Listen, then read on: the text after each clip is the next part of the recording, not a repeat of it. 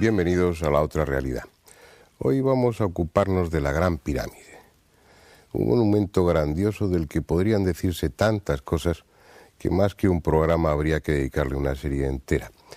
Pero hoy vamos a introducirnos en la cuestión, una cuestión que, como verán, suscita tantos enigmas que convierten a ese monumento en algo desestabilizador y apasionante. Con sus medidas, con su tamaño, con las técnicas que se utilizaron en su construcción, uno puede plantearse lícitamente si existió una civilización desaparecida y la Gran Pirámide es un resto de aquella, si los extraterrestres anduvieron, como algunos sugieren, por nuestro pasado, o si de una forma más simple habría que retroceder nuestra historia conocida unos cuantos milenios más atrás. De todo ello hablaremos a lo largo de este programa. Vamos a ver una primera parte del reportaje y después, como es habitual, les presentaré a nuestros invitados. Hasta ahora. Esta es la Gran Pirámide. 4 triángulos que convergen allá arriba, en el cielo de Egipto. Sin embargo, a pesar de tan elementales trazos, jamás ha habido otro edificio que despierte tanta admiración entre los hombres. Grandiosa, abrumadora y al tiempo cálida y cercana. No hay monumento comparable. Es la síntesis de la grandeza y también, como después veremos, del misterio. En los libros se dice que fue construida por el faraón Keops en solo 20 años. 7.300 días para colocar casi 3 millones de bloques de piedra de varias toneladas cada uno. Debió tratarse de superhombres, porque tuvieron que ajustar con precisión milimétrica un bloque cada 3 minutos, ininterrumpidamente sin descanso, durante 20 años seguidos. Con una eficacia inimaginable, extrajeron la piedra de canteras situadas a varios kilómetros de distancia. Cortaron los bloques con la misma exactitud que si fuesen prismas ópticos. Los transportaron sin ruedas ni carreteras, cruzando el Nilo fuera o no época de crecidas. Las subieron a lo largo de 1 kilómetro por la meseta de Giza y las elevaron, grada a grada, hasta llegar a una altura de casi 150 metros. Y todo ello al ritmo de un bloque cada 3 minutos. Está claro que en los libros de historia se escriben a veces grandes tonterías. Su base ocupa una superficie de 53.000 metros cuadrados, suficiente para que en ella quepan 8 campos de fútbol. Para rodearla hay que caminar casi 1 kilómetro. Con sus 6 millones de metros cúbicos de piedra podrían construirse todas las iglesias, ermitas y catedrales románicas y góticas de Europa. Para transportar sus casi 3 millones de bloques harían falta tantos camiones que, puestos uno tras otro, formarían una fila que desde Cádiz llegaría hasta los confines de Siberia.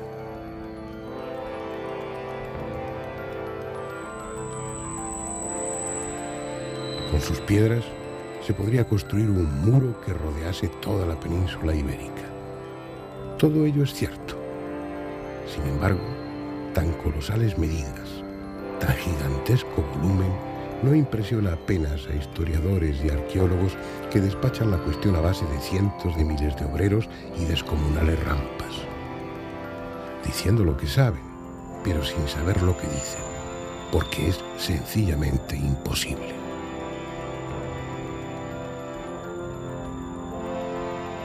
Los arquitectos, que son quienes saben de edificios, no pueden explicar de qué técnicas se valieron para construir la pirámide.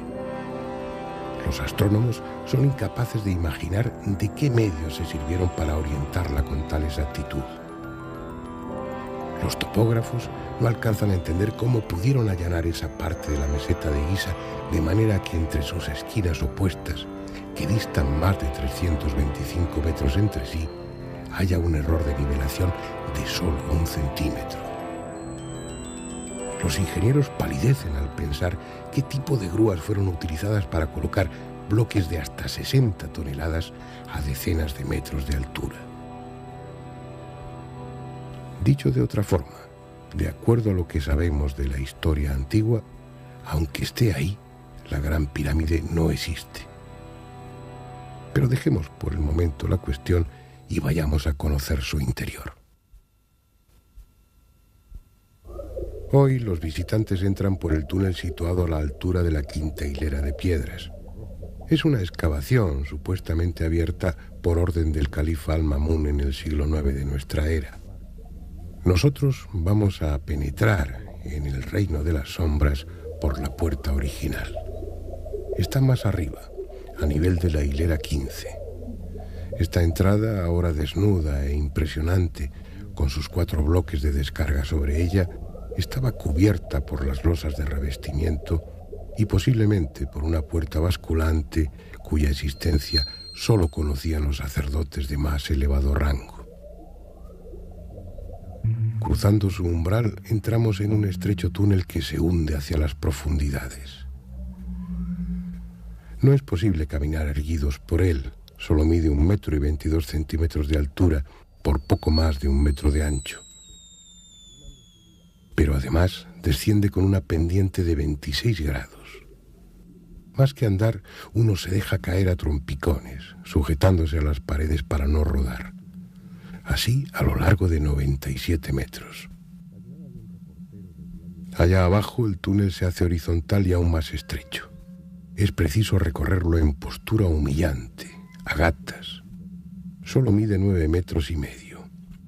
Una vez atravesado, con el cuerpo dolorido y los pulmones apurando el poco oxígeno que hay en aquel aire viciado, llegamos a la más profunda de las cámaras de la Gran Pirámide, situada por debajo del nivel de la meseta de Giza. Es una sala siniestra y ominosa. Unos la llaman cámara inacabada, otros cámara del caos. Pero una observación detallada permite deducir que no está a medio construir, sino que intencionadamente se le dio este aire primitivo, imperfecto. Ya fuese para desmoralizar a los profanadores de tumbas o, como luego veremos, con fines rituales.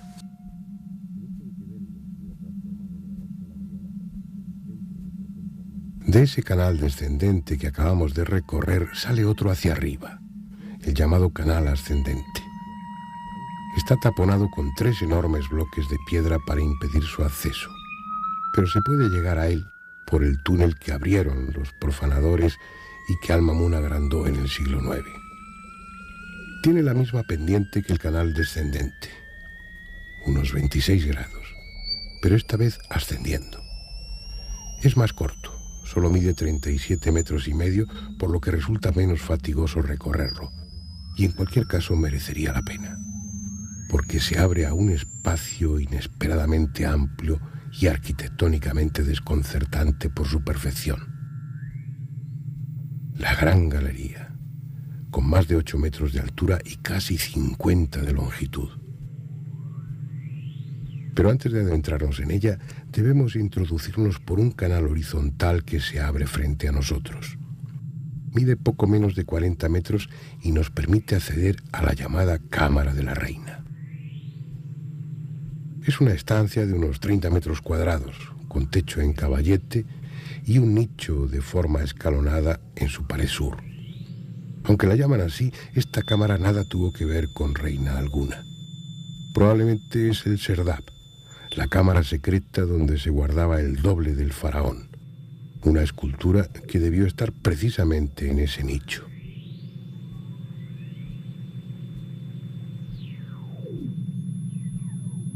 Si desandamos el camino, volveremos a la Gran Galería, que sube con la misma pendiente que trae el canal ascendente. Es un trabajo impresionante, tanto por sus dimensiones como por su acabado, apreciable en la precisión con la que encajan las piedras entre las que realmente no cabe un cabello. En el extremo superior de la galería se abre un corto pasadizo que da a la llamada Cámara de los Rastrillos, una angosta estancia que debió servir para alojar 3 losas verticales de piedra que impedían el acceso a otro pequeño túnel que desemboca en la Cámara del Rey, el auténtico corazón de la Gran Pirámide. Una sala de 50 metros cuadrados que sorprende por su desnudez. Allá arriba, 6 metros por encima del suelo, 9 enormes losas con un peso de 400 toneladas forman el techo. En el extremo oeste de la cámara, el célebre sarcófago de granito, un primitivo y tosco bloque de granito rojo sin pulir que supuestamente contuvo la momia real. Para completar nuestro recorrido por el interior de la Gran Pirámide, visitaremos 2 lugares a los que el público no tiene acceso, ya que de hecho nunca estuvieron destinados a que alguien los visitase.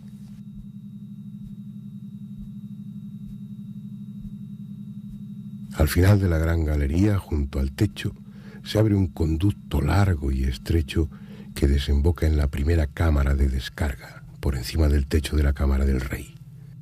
Es la inferior de 5 agobiantes estancias destinadas posiblemente a aliviar el peso que gravita sobre la cámara del sarcófago. De esa se asciende a las restantes por un canal abierto a fuerza de dinamita por el coronel Weiss a finales del siglo XIX.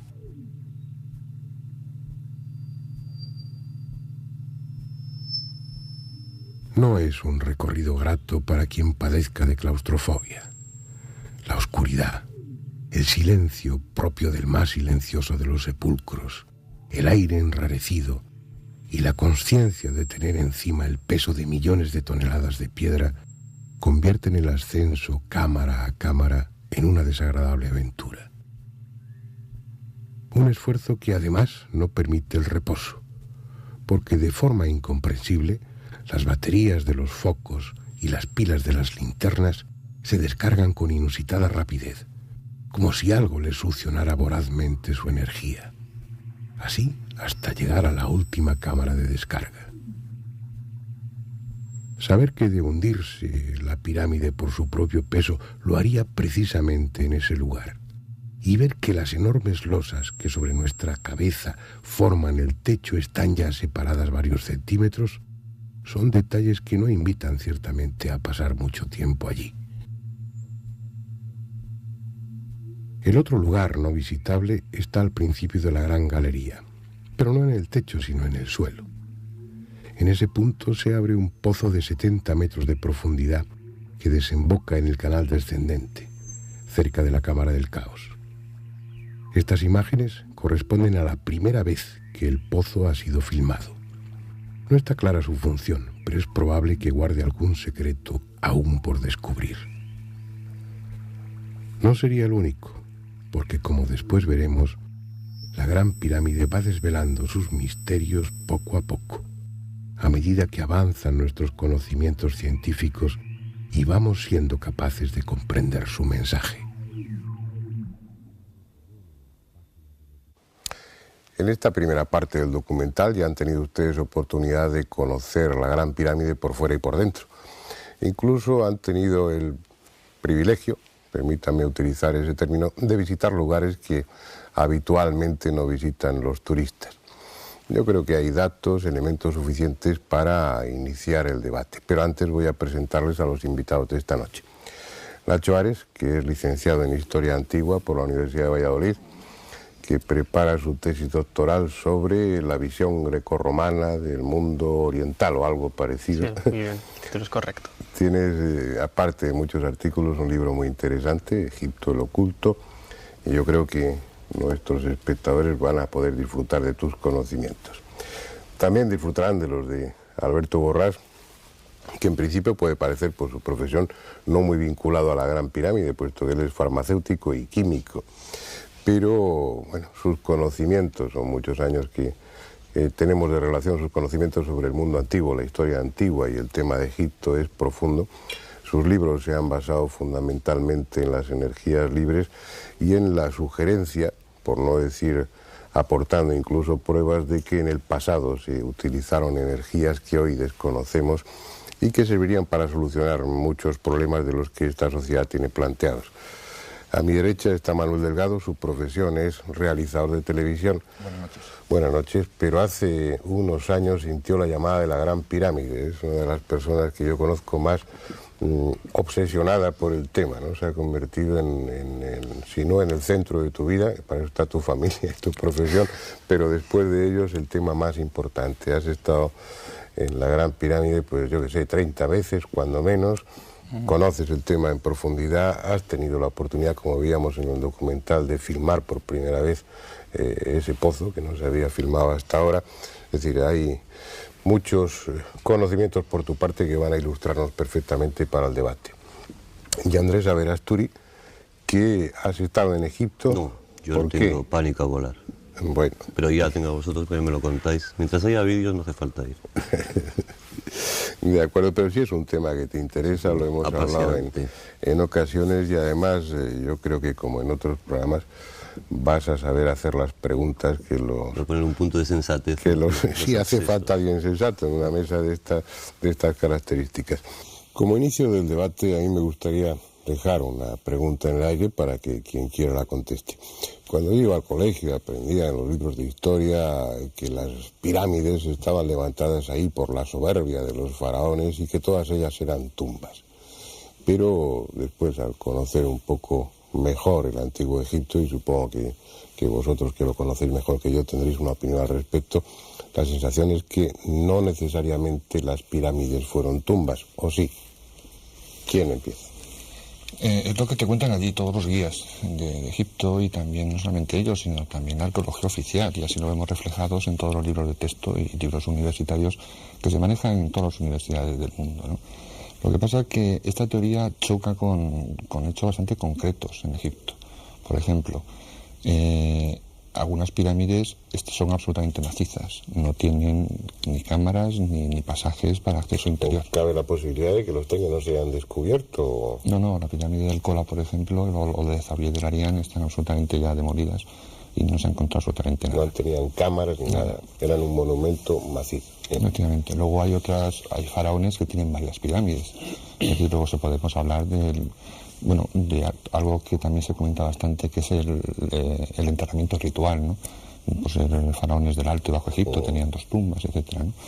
Pero también queda bastante cojo a esta teoría, ¿no? Y sobre todo, perdóname que te interrumpa, porque por lo que yo sé ha habido pirámides intactas, es decir, que no estaban violadas, que los arqueólogos han llegado hasta la cámara mortuoria, o supuestamente mortuoria, intacto todo, que estaba ahí el féretro, el sarcófago con sus sellos, no había habido depredadores, violadores que hubieran vulnerado esa tumba. Se han quitado los sellos, se ha levantado la tapa del sarcófago y dentro no había absolutamente nada. Y no solamente no había nada, creo que te estás refiriendo, por ejemplo, a la pirámide de Sekenheb en Saqqara, ¿no? Zacarías Gonin, el arqueólogo egipcio, creo que llegó a esa tumba en el año 57 o 58, ¿no? Entonces, precisamente quería el gobierno egipcio darle un bombo impresionante a este descubrimiento y el día de la apertura del sarcófago, que por cierto es un sarcófago muy especial, no es un sarcófago que tiene la tapa arriba, sino que se corre un lateral que sube y baja, un sarcófago fantástico de basalto. Pues ese día pusieron luz y taquígrafos en la tumba, vinieron las autoridades egipcias, invitaron a todas las jerarquías del cuerpo diplomático de Egipto. Casi todas, Andrés y yo no estábamos. No estabais allí. Esa noche. Y bueno, efectivamente fue la televisión y fue medios de prensa. Cuando se abrió no había absolutamente nada dentro. Y había un dato... habría sido un momento ese, debió ser todos ahí pendientes de esa apertura, una broma con esa actitud morbosa de ver una momia. Fantástica, porque es que se habían encontrado ajuar funerario alrededor del sarcófago e incluso encima del sarcófago había un ramito de flores colocado como si, no sé, la última ofrenda de algún ser querido al difunto que en teoría debía estar ahí dentro, ¿no? O sea, que estaba todo preparado para que efectivamente hubiera dentro. Dos preguntas. Si no eran tumbas, ¿qué eran? Y en todo caso, si no eran tumbas y había caja pero no había muerto... Yo creo que ¿por qué? Aquí es donde tendremos que entrar un poco en el debate y sobre todo clarificar que no hay que confundir el motivo de nuestro programa, que es la Gran Pirámide y en concreto las pirámides de la meseta de Giza, con el resto de pirámides, en donde más o menos hay testimonios arqueológicos o fuentes escritas en donde se habla de enterramiento hay una serie de pirámides donde también han aparecido dudosos, también dudosos. Bueno, eso ya cada uno como los interprete. ¿Te estás refiriendo a los textos del libro de los muertos, por ejemplo? No, los textos de las pirámides. Ha habido pirámides en donde han aparecido también o restos de la momia en el sarcófago o restos del ajuar, también de la momificación, vasos canopos. Vale, digamos, Nacho, entonces que no siempre las pirámides han servido de tumbas. Ni todas las pirámides estaban vacías de muertos. Claro, es una idea que yo tengo... Lo cual complica todavía más el tema, porque entonces sí que no sabemos para qué servía. Claro, que aparte de tener una función funeraria, que para mí personalmente, por lo menos si bien no en la Gran Pirámide, que pudo haber sido reutilizada, porque eso es una cosa de la que podremos hablar a lo largo del debate, el resto de pirámides tuvieron una función funeraria, aparte de una función astronómica por la orientación que tenían, una función iniciática, una serie de ritos que hoy desconocemos. Digamos, para clarificar un poco el tema, salvando las distancias, sería equiparable pues a esa misa que se hace, corporis sepulto, me parece que se llama, en el ritual católico, que hay un ataúd o un catafalco dentro de la iglesia y sin embargo no está el muerto dentro. Estaríamos hablando de rituales en los que por un lado está el enterramiento físico del cadáver, de la momia, y por otro lado monumentos, en este caso pirámides, ligados a funciones religiosas que tienen que ver con la muerte del personaje, pero que no necesariamente obligan a que el muerto esté ahí, ¿no?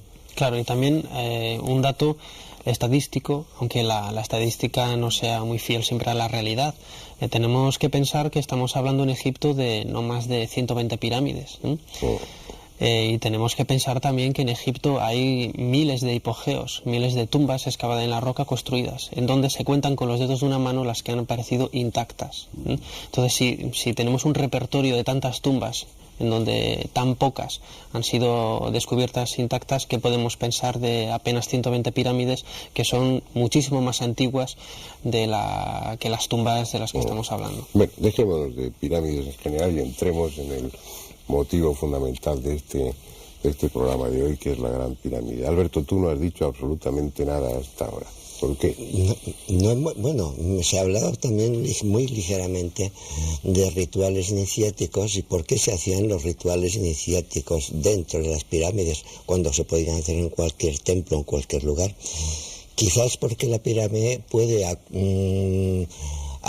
proporcionar ciertas vibraciones, ciertas energías o como infrasonidos o como otro tipo de vibración que facilite el que las personas que estén en este recinto entren más fácilmente en estados alterados de conciencia. Esto podría ser una razón de esta forma y hacer los ritos de estos dentro de la pirámide, ¿no? Porque luego también, claro, como otra hipótesis sería que las pirámides fueran unas centrales de determinadas energías que beneficiaran a todo Egipto, todos los pueblos o toda la zona de los alrededores. Realmente es una hipótesis bastante peregrina. Es posible, ¿no? Pero realmente es muy difícil analizar desde el punto de vista de nuestra época actual, por ejemplo, cómo eran las cargas eléctricas hace 12.000 años, ¿no? Porque pues, lo que sí parece es que el Arca de la Alianza actualmente no funcionaría. Porque funcionaba porque en aquella época había una actividad eléctrica que incluso está constatada por algunos historiadores griegos, una actividad eléctrica muy superior a la actual. Entonces, claro, quizá algo podía influir en la pirámide de esta actividad eléctrica que no... Pero luego hay cosas mucho más complejas. Aquí se podría hablar muchísimo más, ¿no? Porque todo esto iría ligado a circunstancias gravitatorias que la Tierra hubiera pasado todo en su periplo alrededor del Sol por distintas regiones del espacio en las cuales varias en la aceleración gravitatoria. exactamente. Entonces, Y podemos hablar luego de ellos. Sí, yo tomaría nota mentalmente de una de esas posibles funciones, ¿no? La hipótesis, la idea es que la Gran Pirámide, por lo menos otras pirámides quizá también, desempeñaba unas funciones o podía desempeñar unas funciones de tipo energético que en su momento sí eran útiles, porque por lo que parece claro, parece demostrado, la actividad eléctrica en la atmósfera hace varios milenios no es la misma que ahora. Entonces aparatos como el Arca de la Alianza o la función de la Gran Pirámide o de otras como generadores, acumuladores o conversores de algún tipo de la electricidad ambiente, pues hoy ya se habría perdido. Ese es un punto a considerar, las funciones, para qué servía la Gran Pirámide o qué funciones podía tener. Pero vamos yo os veo todavía así, estáis muy pacíficos. Voy a empezar con un elemento que sé que es de discordia. Se dice la Gran Pirámide, la pirámide de Keops, se sitúa la pirámide en la cuarta dinastía, hace 2500, 2600 años, según una escuela, según otra escuela, la de Manetón y Petri, pues 2000 años más antigua, sería del 4000 y pico antes de Cristo. Sea como fuese, se la sitúa históricamente en una época determinada del Antiguo Egipto. Pero hay discusión, no está claro si realmente esa pirámide es atribuible al faraón Keops o es mucho más antigua y Keops la rehabilitó. ¿O qué se sabe del origen, históricamente estoy hablando, o arqueológicamente? ¿Qué se sabe respecto al faraón o a los constructores de la Gran Pirámide desde el punto de vista académico?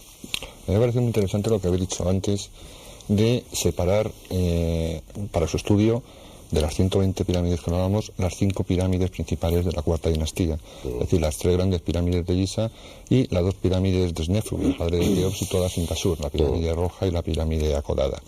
¿Por qué hay que separarlas? Porque antes hablaba Nacho de los textos de las pirámides, pero es que resulta que estas 5 grandes pirámides, las 5 pirámides fantásticas que maravillan y que luego hablaremos un poquito de su estructura y de toda la tecnología aplicada en esa construcción, es que ninguna de estas pirámides tiene el más mínimo jeroglífico. Es decir, no tenemos, igual que otras pirámides, por ejemplo la pirámide de Unas, que hemos visitado, pues está llena de repleta de los que se llaman textos de las pirámides, el texto de la Duat, del libro de las puertas, todo este tipo de... que por cierto, tendríamos que hablar también de este tipo de textos, porque a mí no me convence todavía que se sepan traducir los jeroglíficos. ¿Por qué? Porque cuando Champollion, etcétera, empiezan a estudiar la piedra Rosetta, atribuyen a cada uno de los jeroglíficos un carácter fonético. Es decir, este objeto, por ejemplo, significa la letra F. Pero en el Antiguo Egipto el carácter de los jeroglíficos era ideográfico. Un ideograma, por ejemplo, es ver un logotipo y ver cuál es el... Yo aprendí que era ideográfico, simbólico y fonético. Pero vamos a la Gran Pirámide. ¿Quién construyó, según la ciencia oficial, a mí me gustaría primero saber quién no pudo destruirla. ¿Quién no pudo construirla o destruirla? Construirla. ¿Quién no pudo construirla? A ver. Estamos hablando, aunque fuera la cuarta dinastía, que se barajará también la hipótesis, estamos hablando de la época del cobre. Es decir, no es que no solamente tenían hierro, sino que ni siquiera conocían el bronce. Y estamos hablando de un pueblo bastante primitivo, que no conocían las poleas, que no conocían ningún tipo de materiales duros con los que elevar tantísimo volumen. Estamos hablando de la cuarta dinastía, y no solamente la Gran Pirámide con sus 6 millones y pico de metros cúbicos de piedra. Estamos hablando que durante 150 años, que fue el periodo en que estuvo más o menos esta dinastía construyendo pirámides, sumando estas pirámides de Asur y las pirámides de Giza, durante 150 años, todos los días estuvieron colocando un bloque cada minuto y medio, suponiendo que estuvieran trabajando 12 horas al día. Es decir, estamos acostumbrados a varias toneladas, no bloques. Claro, estamos hablando de una sociedad nuestra. Eso se comentaba en el reportaje, en esa primera parte. Pero decirme, ¿era Keops o no era Keops? Es que... Métete con ellos, anda, no me dejes aquí solo a No, hombre, sí, la historia a mí me preocupa. Que lo sabemos todo y no sabemos nada. Y la obsesión que provocan las pirámides, ¿no? Eso es lo que más me llama la atención. Es decir, que Manuel haya ido 30 veces a las pirámides, como decíamos al principio. Nosotros vamos a Egipto y en las pirámides Pues hay cientos. Y yo creo que os metéis en la teoría de las energías de Alberto, que son ganas de buscar explicaciones a lo que sencillamente no entendemos, ¿no? Y bueno, pues no se entiende cómo están las pirámides, no se sabe muy bien para qué servían, y entonces la solución es buscar energías, buscar extraterrestres, buscar pues respuestas a lo que no sabemos. Pues, yo qué sé, pues estarían allí para algo. Pero llegarían a alguien y ya está. Pero, indudablemente. Ya, pero ¿por qué plantearse tantísimos problemas? Y sobre todo, ¿por qué os obsesiona? Es que hay un problema de base, yo creo. Partimos de la base de la Gran Pirámide y las pruebas arqueológicas de la técnica o la tecnología que tenían los egipcios en la cuarta dinastía hacia el 2500 a.C. para redondear, no cuadra ni de lejos con los requisitos mínimos para construir un monumento de estas características. Los arqueólogos ortodoxos hablan de que los egipcios eran muy pragmáticos, eran muy prácticos, muy útiles y tal. Conocían la rueda pero no la utilizaban. Hay representaciones de la rueda en el Imperio Antiguo, en la quinta dinastía, en varias tumbas de Saqqara, pero no la utilizaban, muy parecido a lo que hacían los mayas en América, que tenían un conocimiento social de la rueda pero no la utilizaban. Y una serie de... La utilizaban en los juguetes, por ejemplo. Por ejemplo, que se han encontrado varios, sí. Pero todo esto no cuadra en absoluto con los métodos que tenían, sobre todo matemáticos. No se puede saber cómo se ha construido eso. Y no lo sabe nadie. No lo sabe nadie. Con la tecnología moderna... Por lo que se está hablando aquí, un poco mi compromiso es ir centrando a favor del espectador, pero que hay una cosa, históricamente no habría ningún problema para situarla en la cuarta dinastía y que la construyó... Hay todos los problemas del mundo. No, pero digo, desde un punto de vista, no sé, formal o académico. Pero el problema viene cuando te pones a estudiar la Gran Pirámide, las pirámides de la cuarta dinastía y en concreto la Gran Pirámide, y entonces cuando empiezas a ver que todo eso escapa al horizonte cultural que se le atribuye. Es decir, lo que tú estabas diciendo, si poseen nada más que el cobre, unos instrumentos de medida y unas cosas como veremos en la segunda parte del documental, es absolutamente imposible que hayan construido la Gran Pirámide.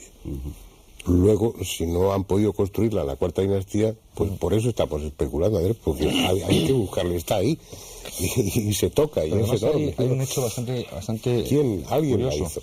Porque resulta que hay un principio que se suele decir y no se suele discutir porque es bastante evidente, que ninguna rama de la ciencia avanza si no avanzan todas las demás. Por ejemplo, el primer trasplante de corazón, el doctor Barnard creo que fue, ¿no? ¿Por qué pudo hacer ese trasplante? Porque habían avanzado la química, la farmacopea, por supuesto, la electrónica, la física, todo eso. ¿Por qué podemos mandar un cohete a la Luna? Pues porque no solamente avanza la aeronáutica, sino que avanza todo el sistema de comunicaciones, avanza la física. La industria textil, por ejemplo, es fundamental en los astronautas. Y tampoco te imaginas que un astronauta se lleve en la cápsula unas gallinas que tengas allí que matar y comérselas. Porque también incluso, yo no sé si hay una ciencia gastronómica, pero también aporta su conocimiento y sus adelantos para que esta gente coma ahí arriba con toda la garantía del mundo. En cambio, en Egipto nos encontramos con una... Lo que no hay. Pero es que en Egipto, ya termino, existe lo máximo en ingeniería, lo máximo en arquitectura, pero luego falta todo el sistema de comunicaciones, todo el sistema de todo lo demás, todas las demás ciencias, lo cual es una isla anacrónica absolutamente, que lo decía antes Fernando en la presentación. Quizá tendremos que plantearnos si eso está colocado ahí, no fue construido por Keops y Keops fue un usurpador de ese monumento, que se hizo enterrar ahí, pues como grandes dignatarios de todos los tiempos han hecho enterrar en catedrales, la única explicación sería que eso estuviera de antes, hecho por otras civilizaciones, o la solución de los extraterrestres. Por lo menos vamos a centrar el tema en que no lo pudieron hacer. Eso no lo pudieron hacer ellos. Pero es que el problema es que nosotros, con nuestra tecnología moderna, tampoco podríamos hacerlo. Nosotros, en nuestra era espacial y en el máximo de ciencia que tenemos, sería imposible. Y lo bueno que tiene Egipto es que no solamente vamos cuatro por ahí diciendo cosas de Egipto, es que se están incorporando científicos de todas las ramas para el estudio de las pirámides.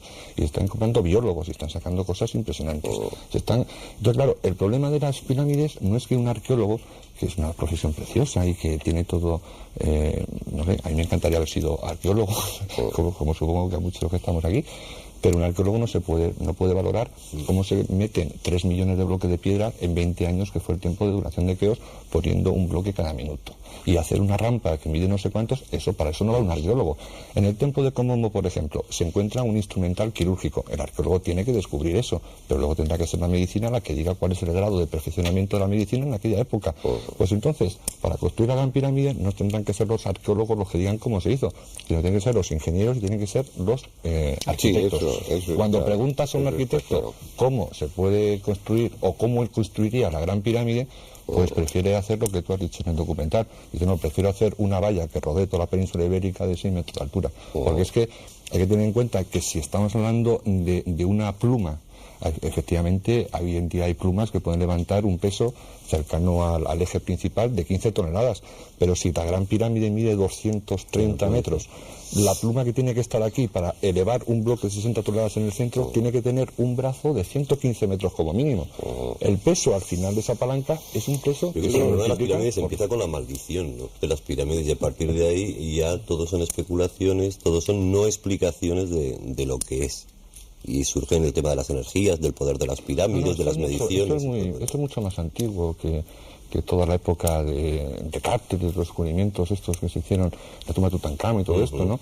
Porque estamos hablando de que Al-Mamun, que fue el que en teoría, históricamente, el que abrió el túnel y consiguió llegar al interior de la pirámide, lo picó él y no descubrió ningún cadáver dentro, que eso también tenemos que poco verlo.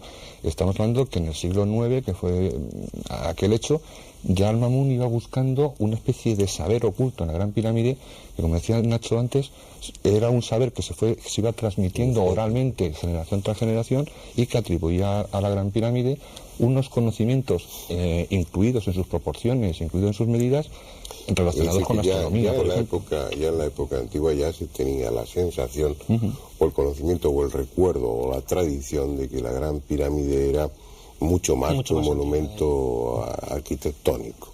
Se hablaba incluso en esas leyendas árabes de cosas muy curiosas, de cámaras secretas en las que había hierro que no se oxidaba, se aludía al acero, que había vidrio que se podía doblar sin quebrarse, se estaba aludiendo al plástico, y algún otro tipo de cosas que eran desconocidas incluso en la época en la que esas leyendas empezaron a circular, o por lo menos quedaron escritas y publicadas. Pero bueno, me quedan pocos minutos para esta primera parte, pero sí me gustaría que, por situarnos, los espectadores y yo, pues Keops realmente existió, de eso no hay ninguna duda. Pero ¿qué se sabe? ¿Hay algo en la personalidad o en el reinado de Keops que haga pensar que fue un faraón especial y que sí pudo tener conocimientos para construir esa maravilla? No digo esto antes de tener que recurrir a otras hipótesis más desestabilizadoras. ¿Qué se sabe de Yo Keops? creo que todo lo contrario. La figura de Keops la conocemos a través de diferentes listas de reyes, a través de 3 esculturas que se conservan de él, una perfectamente atribuible y las otras 2 dudosas, y una serie de relieves que fueron reutilizados por un faraón posterior en el Imperio Medio hacia el 2000 a.C. en un complejo de pirámides al sur de la meseta de Giza, en el List. Y absolutamente no sabemos prácticamente nada más de este faraón. Yo he leído cosas muy curiosas en esa mastaba del Imperio Medio, de una princesa Meritotes, donde decían que había sido amante de Keops, de Kefren y Micerino. Sí, pues fíjate, Keops gobernó 50 años más o menos, Kefren otros 50, y Micerino me parece fueron 6. Sí, debía ser una mujer con muchos atractivos para que a los 100 y pico años todavía fuera deseable. Esta anécdota la cuento porque tampoco en la época egipcia, del Egipto antiguo, da la impresión de que sabían mucho de Keops, ¿no? No se sabía prácticamente nada. Sí, incluso la estela del inventario, una estela que apareció muy cerquita de la Esfinge, en la meseta de Giza, junto a la Gran Pirámide, también habla de una forma ambigua de la figura de Keops. En la primera parte del texto da a entender que la Gran Pirámide ya estaba construida ahí cuando Keops reinó, y seguidamente sigues traduciendo y ves que el texto le atribuye la Gran Pirámide, vamos, incluso... Habla de la Gran Pirámide como templo de Isis. Como templo de Isis. Y dice que cuando llegaban los grandes dignatarios de otros países a visitarle, les llevaba a ver el templo de sus antepasados. Es una estela que bueno, está en el Museo del Cairo, Yo todavía no lo he encontrado, Nacho, tú me parece que tampoco lo has encontrado, pero hay referencias en algunos libros sobre esa estela. Y entonces, bueno, ya tenemos una base como para pensar que Keops ya decía, estaba construida, y lo que fue usurparla, ¿no? Lo que pasa es que hay un dato bastante curioso. Si tú comparas las pirámides de la tercera dinastía con las pirámides de la quinta dinastía, no tienen nada que ver. Son muy parecidas. Ah, de la ¿Sabes? quinta dices. De la tercera a la quinta son muy parecidas, o sea, es una evolución correcta. En cambio, la cuarta dinastía se eleva ahí por una isla absolutamente anacrónica en tiempo y en la tecnología. La primera pirámide que se data en la historia de Egipto, en la época de Zoser, la pirámide escalonada, en 35 años aparece la pirámide roja, la del padre de Snofru, en Dashur, al poco tiempo la gran pirámide, y es un salto evolutivo de en apenas 60 años que incluso mucho más impresionante que la evolución que podemos haber tenido nosotros en pleno siglo XX, con la tecnología de 1900. Los telespectadores ahora mismo, por lo menos yo, la conclusión es de que todos creéis que eso no es una obra terrenal, ¿o no? Claramente. No es egipcia. O sea, no es egipcia de la época del cobre. O sea, sabemos que está ahí. ¿Ha dicho la raza humana? No lo sé, eso podemos valorarlo luego. En una civilización de la que no queda nada conocido. La gran pirámide. Si das una vuelta por el Museo del Cairo y ves qué herramientas se utilizaban en la cuarta dinastía, efectivamente, es imposible hacer lo que se está haciendo. O sea, que hay dos soluciones para concluir. O nos las han dado los extraterrestres, o es una civilización absolutamente perdida que ha dejado ahí las dos pirámides. Las pruebas dicen claramente eso, lo que pasa es que los arqueólogos no quieren aceptarlo.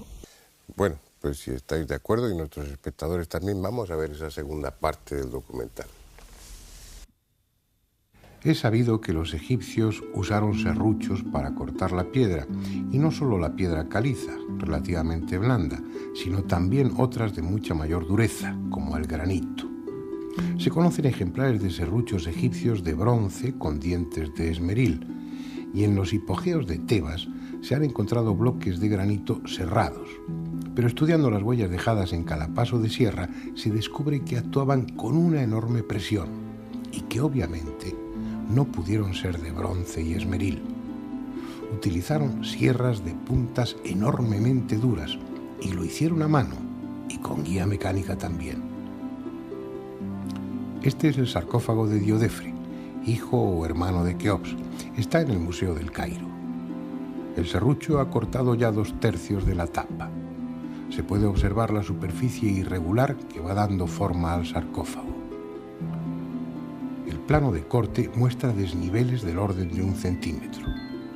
No podemos imaginar qué tipo de serrucho utilizaron, pero es seguro que lo manejaron manualmente, con las imperfecciones que eso implica. Veamos ahora otro sarcófago de piedra cortado también con serrucho.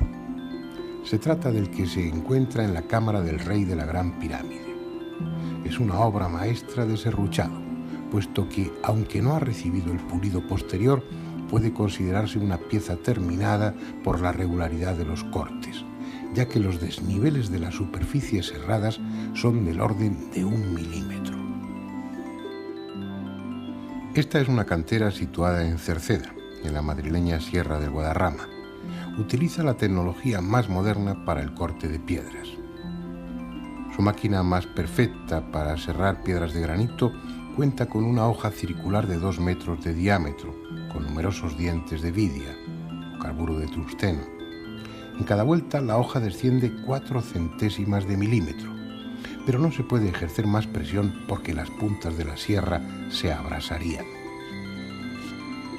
4 centésimas de milímetro en cada paso de sierra, y eso gracias a sus puntas de vidia, que tienen una dureza 11.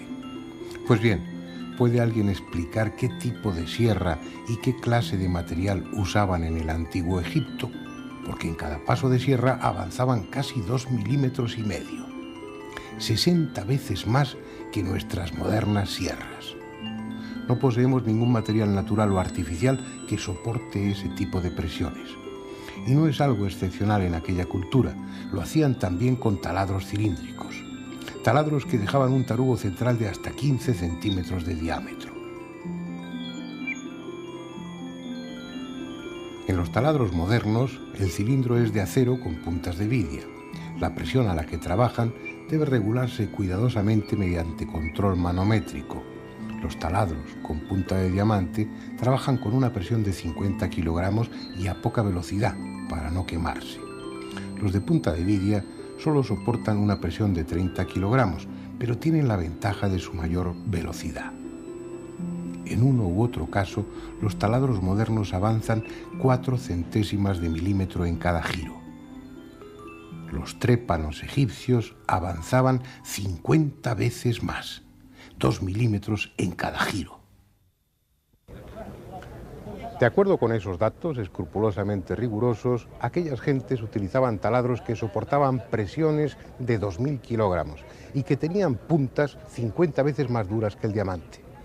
Y conste que ya sabemos que material de esa dureza no existe ni en este ni en ningún otro planeta del sistema solar, pero están ahí los agujeros producidos por los trépanos y hay que admitirlo así. Es una técnica que después perdieron. Por ejemplo, en la primera dinastía sabían trabajar el pórfido con esa técnica, pero después se les olvidó. Y estamos hablando de hace 5.000 años, según la Escuela de Berrín, o 7.600, según Manetón, con el que están de acuerdo Petri y otros arqueólogos. En cualquier caso, esa consecución técnica no es nada comparable con la que realizaron aquí, en la Gran Pirámide, al cubrirla con losas de revestimiento. Solo quedan unos pocos de esos bloques, pero fueron 27.000 que cubrían las 4 caras de la pirámide. Ese recubrimiento, esas 27.000 losas, constituyen la proeza más alta que haya alcanzado jamás el hombre desde un punto de vista técnico. Poseen superficies planas de más de 3 metros cuadrados.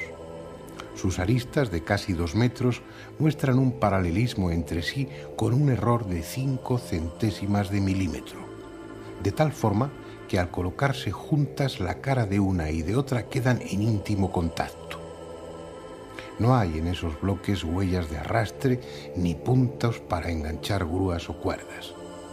Además, colocaron en las juntas yeso de fraguado rápido que obliga a colocar el bloque al primer intento, sin posibilidad de moverlo después.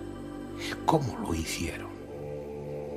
En las canteras actuales, una campana de vacío succionando sobre una superficie pulida permite levantar piedras de hasta 2 toneladas. Pero es absurdo pensar que en la cuarta dinastía utilizasen campanas de vacío. Además, cada uno de esos 27.000 bloques de revestimiento no pesaba 2, sino 16 toneladas. Los 90 grados exactos que forman los ángulos diedros de esos bloques debieron recibir su último acabado en el taller donde se labraron, para que ajusten a lo largo de los 230 metros de la primera hilada de bloques. El control de la angularidad en cada uno de ellos fue del segundo de error. Es decir, cada uno de estos bloques de revestimiento está realizado con más precisión que una escuadra normalizada de las que se utilizan en la industria moderna. Estos bloques de revestimiento plantean además una cuestión que la arqueología no admite, y es que los constructores de la Gran Pirámide poseyeron instrumentos ópticos. Un instrumento no óptico de medida da errores de hasta 300 segundos. Un anteojo corriente de autocolimación da errores de hasta 5 segundos. Pues estos bloques de revestimiento, la angularidad está corregida con errores de 1 segundo. Es decir, no solamente poseyeron instrumentos ópticos, sino que además fueron de alta precisión. Para que se hagan una idea, el tallado y pulimento de cada uno de estos bloques es una tarea comparable a la de pulido de la lente mayor del telescopio de Monte Palomar. Y eso lo hicieron 27.000 veces, porque 27.000 eran los bloques de revestimiento, y hace 5.000 años o 7.600, de eso no estamos seguros. Sin embargo, no es la única prueba de que poseyeron una tecnología avanzada. La existencia de grandes conocimientos geodésicos y de los instrumentos precisos es inevitable para orientar la Gran Pirámide en la forma que lo hicieron. La arqueología cuenta con datos como este: representaciones en las que se ve al rey y otros personajes con una maza, estacas y la cuerda de arpentar, determinando la orientación de un templo. En los manuscritos e inscripciones tampoco se encuentra la menor muestra de conocimiento geodésico. Por tanto, Es comprensible que los arqueólogos digan que la exacta orientación geodésica de las pirámides solo podrá atribuirse a la casualidad. El hecho es que respecto al norte, la Gran Pirámide está orientada con un error de 5 minutos y 31 segundos de arco. Y al decir error, debe entenderse que nuestras modernas normas de precisión dan por buenas medidas con errores mucho mayores. Es más, esos 5 minutos y 31 segundos de error serían hoy mismo una proeza geodésica. Tengan en cuenta que esos 5 minutos y 31 segundos de error equivalen al ancho de una moneda contemplada desde 1 kilómetro de distancia. Lo que ya escapa a cualquier posibilidad de que el azar fuera la causa de esa exactitud es que la otra gran pirámide, la de Kefren, tiene exactamente la misma orientación, también con 5 minutos y 31 segundos de desviación respecto al norte.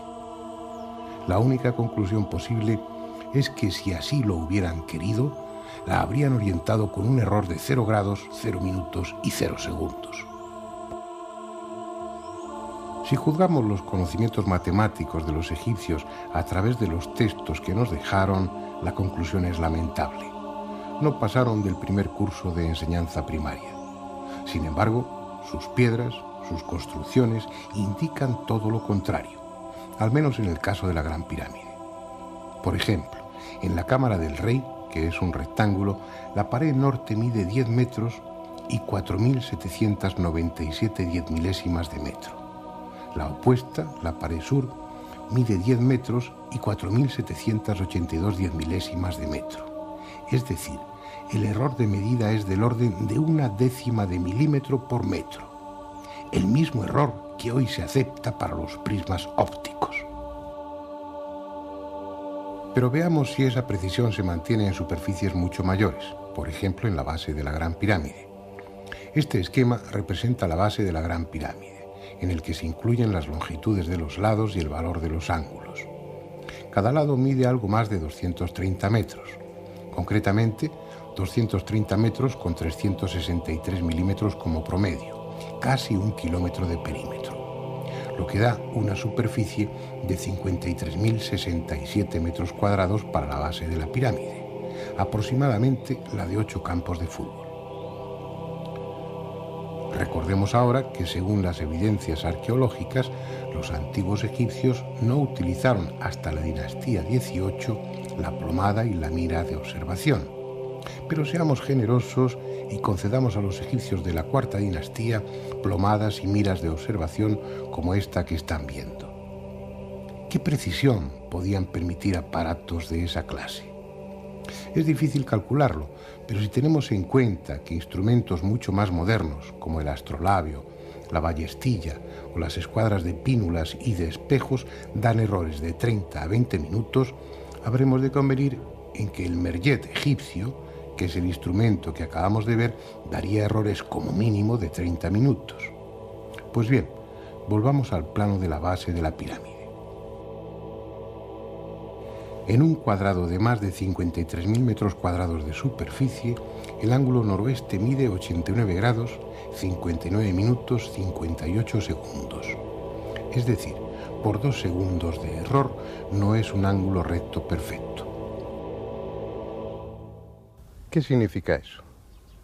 Significa que es imposible, absolutamente imposible, que los arquitectos de la Gran Pirámide utilizaran el merjet o cualquier sistema no óptico de medida. Eso significa que es inevitable, repito, inevitable, que utilizasen instrumentos ópticos, además de alta precisión, tan buenos como nuestros modernos teodolitos. Cualquiera que sostenga que la orientación y las medidas de la Gran Pirámide fueron realizadas a ojo desnudo y con cuerdas, no sabe de lo que está hablando. Otra prueba de la precisión técnica utilizada en la construcción de la Gran Pirámide la encontramos en la horizontalidad de su base, sobre todo si tenemos en cuenta que los constructores dejaron sin labrar la piedra de la meseta en el centro y solo rebajaron el perímetro. Ese mojón de piedra central impidió que las direcciones diagonales se pudieran tener en cuenta en el momento de nivelar. Solo lo pudieron hacer por el perímetro. A pesar de todo, si comparamos dos ángulos opuestos, el noroeste y el sureste, veremos que la diferencia de altura entre uno y otro es de 1,5 centímetros. Esa diferencia de altura representa un error de 4 centésimas de milímetro por metro, lo que concuerda con la rigurosa exactitud presente en todas las medidas a las que nos hemos referido. La única conclusión posible es que el nivel científico y técnico de quienes construyeron la Gran Pirámide era muy superior al de las siguientes dinastías. Este edificio singular responde a un plan único mantenido fielmente desde el primer golpe de pico hasta la colocación de la última losa de revestimiento. Dioses o ingenieros de extraordinarios conocimientos cuyo origen desconocemos, quienes hicieron ese grandioso monumento, no dejaron ni un solo detalle a la improvisación. La Gran Pirámide está hecha con más precisión que nuestros actuales relojes de pulsera. La diferencia es que no pesa 100 gramos, sino 7 millones de toneladas.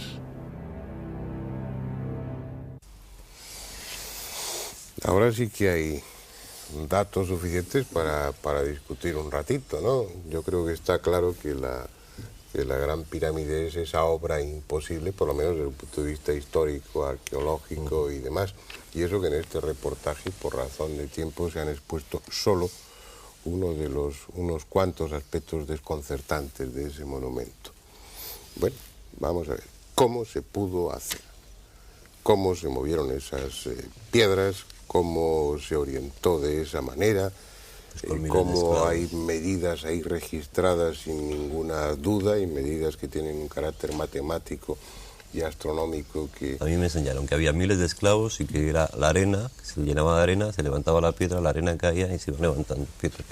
Y un bloque por minuto. Yo te digo lo que a mí me enseñaron en el colegio. Claro. Sí, ¿verdad? Ya que sea verdad o mentira, eso es lo que me dijeron. Eso es lo que viene en todos los libros de texto, ¿no?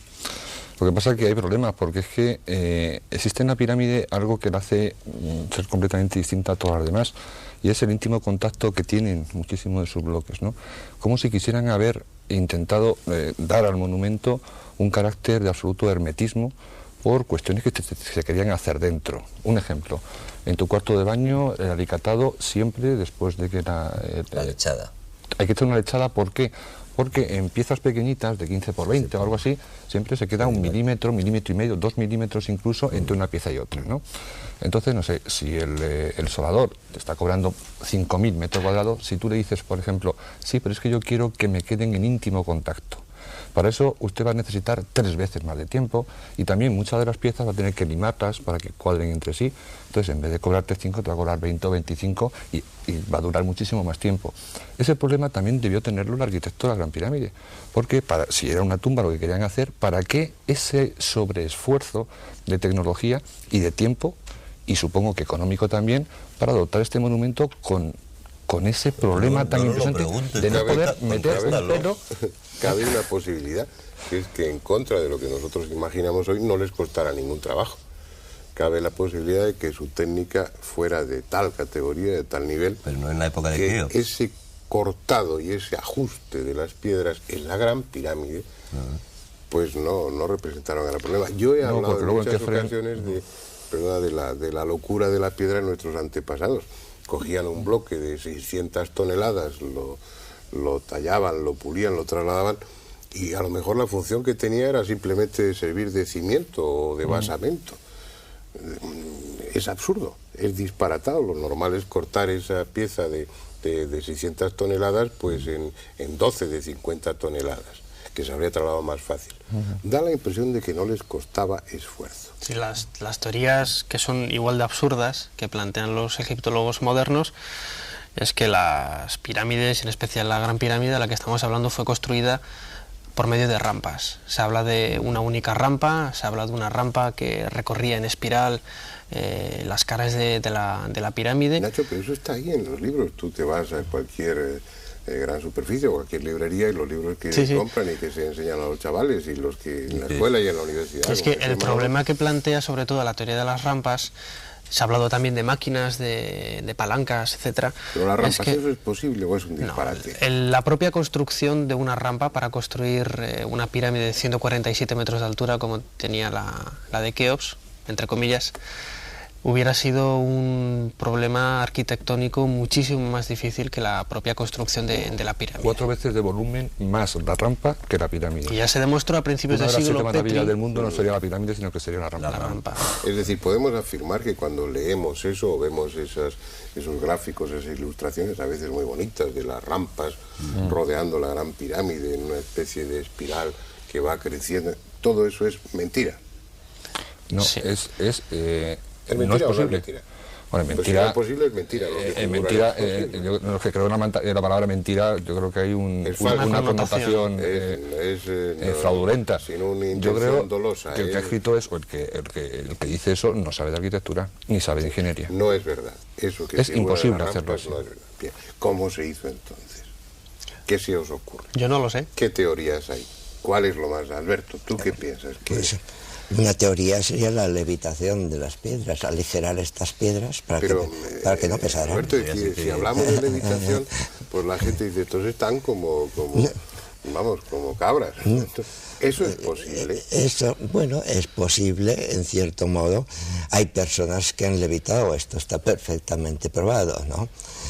Si se pueden levitar personas, ¿por qué no se pueden levitar piedras? O sea, realmente una levitación es una formación de una fuerza antigravitatoria que hace que lo que debería atraerse hacia la Tierra, pues se separa de la Tierra sencillamente. Entonces, y hay una teoría bastante simple para explicar esto, como ejemplo, se piensa, por ejemplo, que la gravedad, siempre se ha estudiado que es la atracción entre dos cuerpos que se atraen entre sí.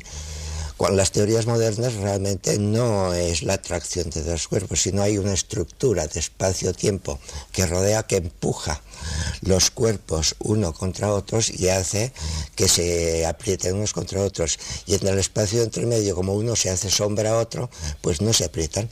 Esto se ve muy bien, por ejemplo, se entendería muy bien suponiendo que el espacio-tiempo fuera una tela muy tensa, y si en esta tela tensa ponemos en medio una esfera pesada, esta esfera se hunde ligeramente y se queda quieta y hundida.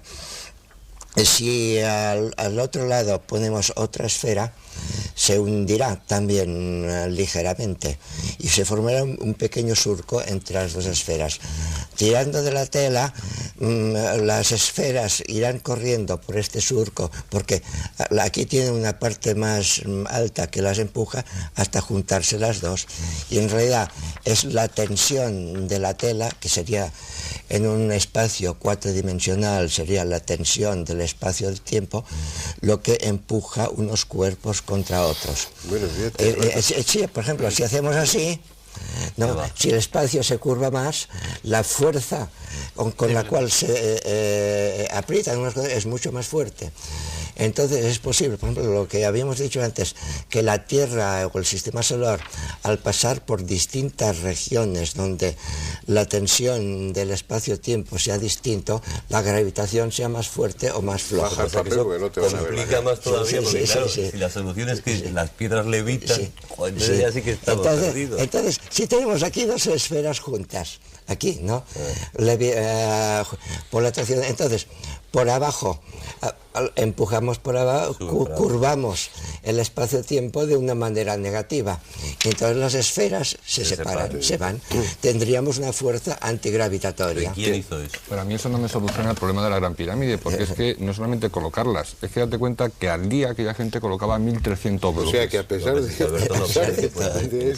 a pesar de estar planteando algo que posiblemente para Sí, es una técnica que explicaría dentro de los unos monolitos. cuantos siglos hayan descubierto una especie de interruptor que permite el acceder a esa cuarta dimensión, a esa dimensión espaciotemporal en la que poder solucionar el problema de la gravedad. Pero aún así, eso, que para nosotros es pura ciencia ficción en este momento, ni siquiera eso explicaría... No, porque solucionaría el último problema, pero no todos los anteriores. Es decir, aquella gente al día tenía que coger 1.300 bloques, cortarlos de la cantera, transportarlos. ¿Cuántos kilómetros hay de Mocatán o de Tura hasta Giza? 15, no sé, 20 kilómetros. 20 kilómetros. Transportarlos. Cruzar el Nilo, sin importarle de que hubiera crecidas o no hubiera crecidas. Subirlos un kilómetro desde el Nilo hasta arriba. O sea, que ya lo último... Que no hubieran sido 20 años, aunque hubieran sido 200 años. No sabemos cuándo. El tema de las medidas, la coincidencia y la orientación. Que hubiera cientos de levitadores, solo podría ser, ¿no?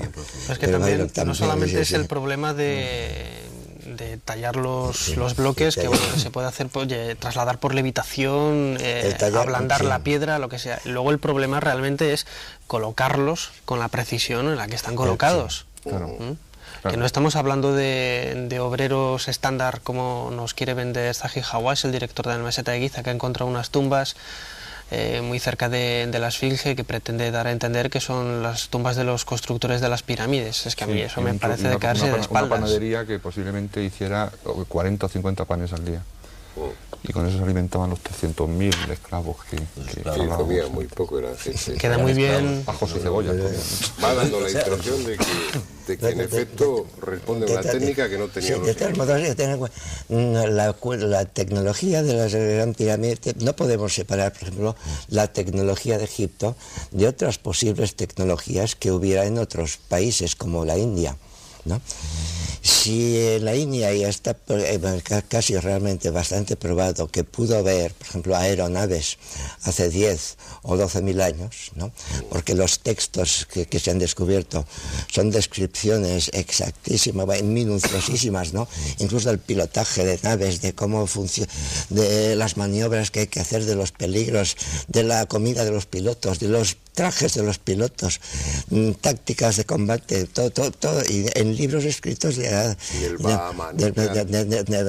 un libro, Vimanika Shastra, que precisamente significa tratado de aeronáutica.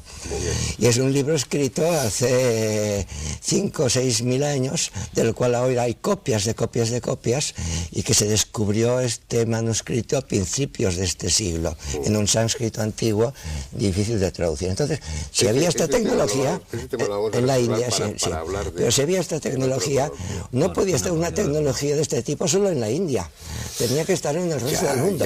Alberto, lo que pasa es que el problema está en que mientras hacían esas cosas técnicamente maravillosas, pues a los 15 años no había...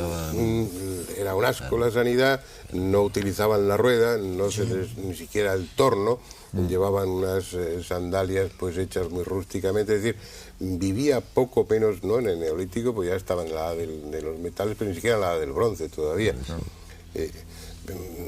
Mira, vamos, para desconcertarnos más y desconcertar aún más a los espectadores, vamos a ver un pequeño vídeo muy breve donde se puede apreciar rotundamente que la Gran Pirámide está colocada, además, toda esa enorme masa, de la forma precisa para señalar momentos astronómicamente fundamentales.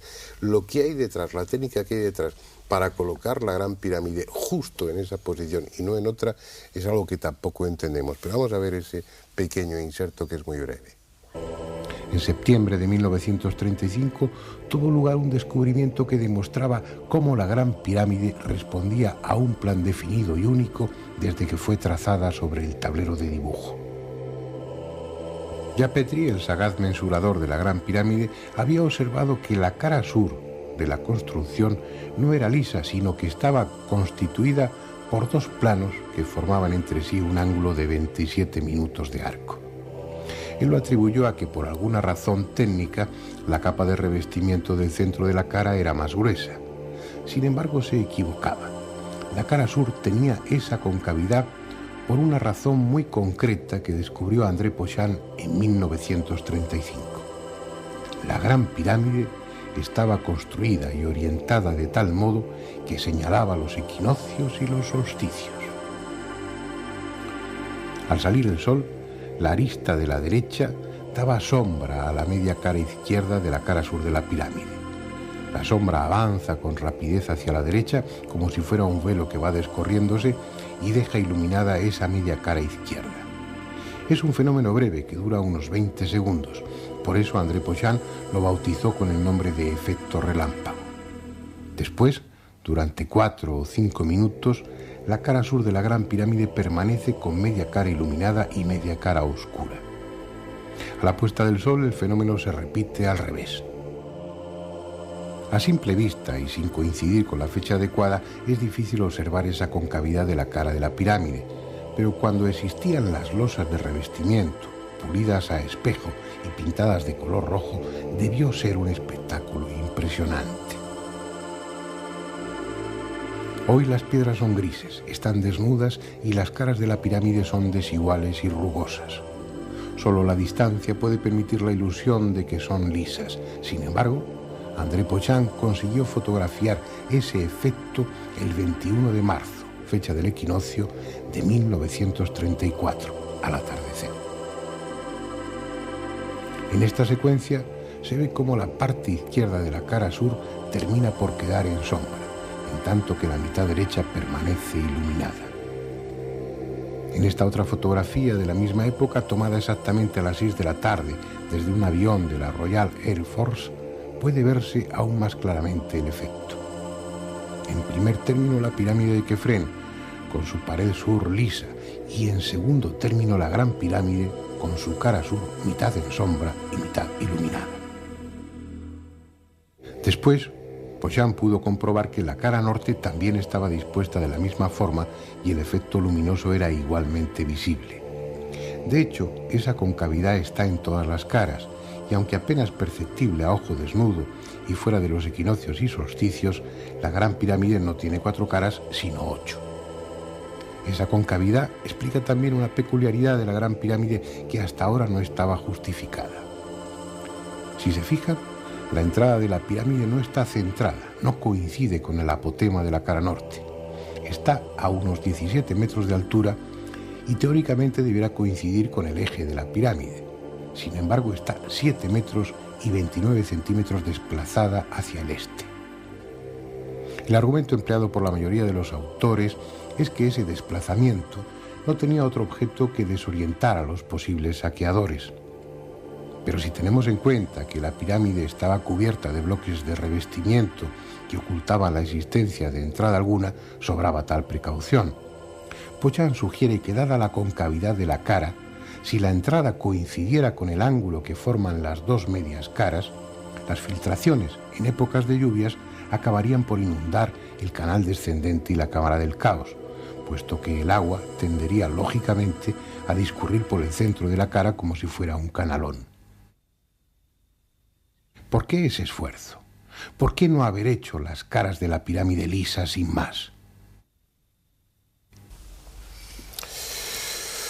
Realmente es impresionante. No, Claro. pero esa sería una sola de las funciones de la Gran Pirámide, el señalar con precisión los equinoccios, ¿no? Que también es otra obsesión de los pueblos antiguos, el marcar, determinar los equinoccios a veces con obras gigantescas, colosales. Pero bueno, estamos acabando el tiempo de este debate y lo que ha quedado por aquí es que los antiguos hindúes pues fabricaban aeronaves que bueno, que lo de levitar piedras pues aplicando las hipótesis más de vanguardia, pero bueno, a lo mejor encontramos una técnica en el futuro. La conclusión es que lo de las rampas es un puro disparate arquitectónico y demás, que la panadería esa que han descubierto pues malamente podía alimentar a esa gente, a esos constructores. Es decir, estamos con un monumento que está fuera de su tiempo, con un monumento que no pudo construirse durante la Cuarta Dinastía. Te estás preguntando para qué, y quizás las preguntas o otras preguntas tan interesantes como esa serían cuándo y por quién. Claro. Lo cual nos podía dar también bastante... Claro, no, es que es la y conclusión. otro... Si no es la Cuarta Dinastía, si no es en el Imperio Antiguo, pues más moderna no es, porque está ahí, por lo menos en esa época, tiene que ser más antigua. Tendríamos que hablar de alguien en una época que ignoramos, con una técnica que desconocemos. ¿Quién?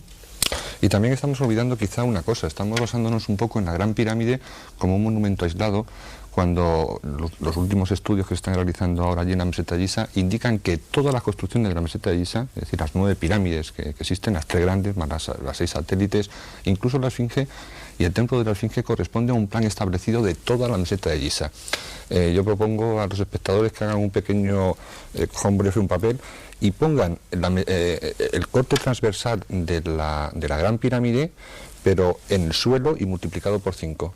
En el vértice de arriba, en la meseta de Giza, estaría la Gran Pirámide, y en el vértice inferior izquierdo estaría la pirámide de Micerinos exactamente colocada. Es decir, que ese plan, esa estrategia, no estaba limitada a la Gran Pirámide, sino a todo el conjunto de la meseta de Giza. Ceremonial, o llámalo como quieras, hoy conjunto arqueológico de la meseta de Y no Giza. solamente de superficie, me estoy refiriendo quizá también a un subsuelo todavía por descubrir y que nos puede guardar muchas sorpresas.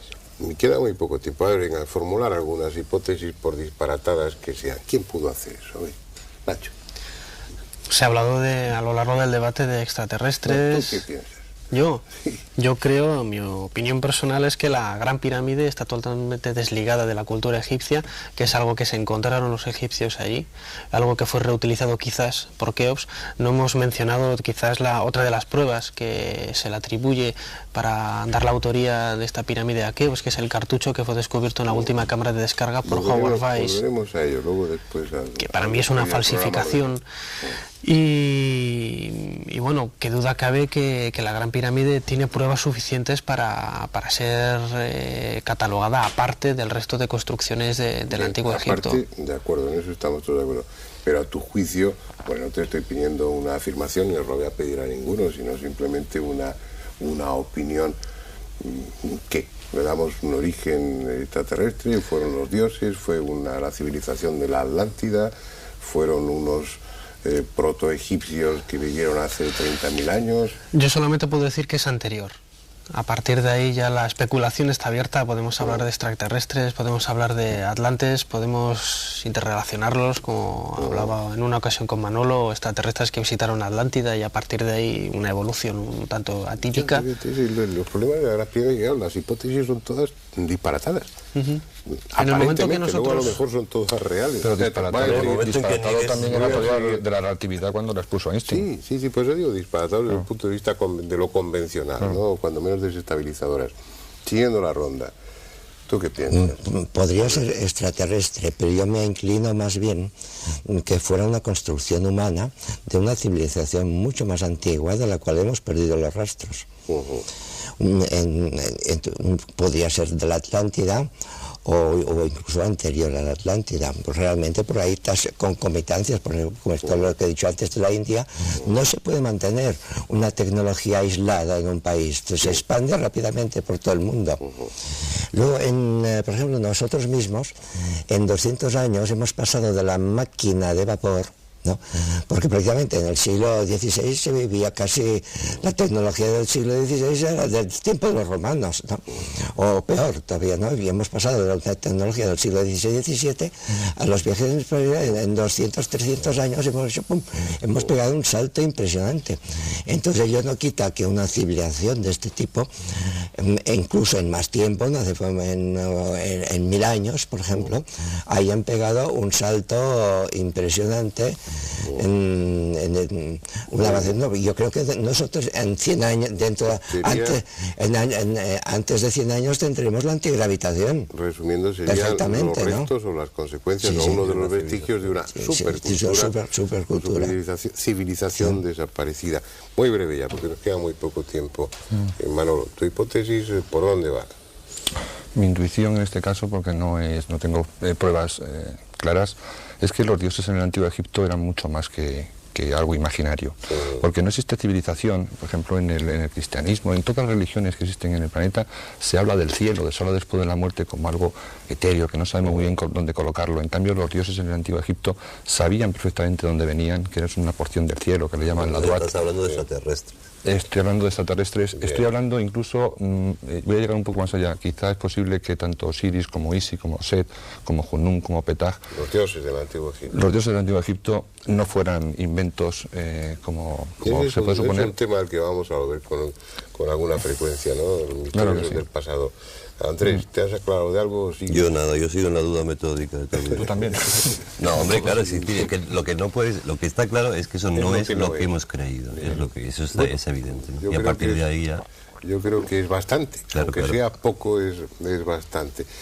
Lo que también resulta evidente es que hay que seguir con el tema. No voy a decir que la semana próxima o dentro de un par de semanas, pero hay que volver, porque han quedado multitud de cuestiones sin aclarar, o ya que no las podremos aclarar seguramente sin profundizar en ellas, pero que en lo que se ha dicho aquí pues ha quedado ahí flotando. Estamos hablando de tecnologías en el pasado que sugieren la existencia de unas culturas, de unas civilizaciones muy avanzadas en muchos aspectos, y en Egipto y en la Gran Pirámide hay miles de cosas aún por decir. En la Gran Pirámide es la muestra más llamativa, pero no es la única. Hay técnicas ahí, en el documental también se han sugerido, que hacen aconsejable que, bueno, en un futuro no muy lejano volvamos al tema y hablemos de la tecnología en el pasado, de la tecnología egipcia, y veamos cómo, a pesar de que lo que aprendimos en la escuela era muy sencillo, muy lineal, el pasado es, como siempre, mucho más complejo, a veces extraordinariamente complejo, y una fuente constante de enigmas. Hasta la semana próxima.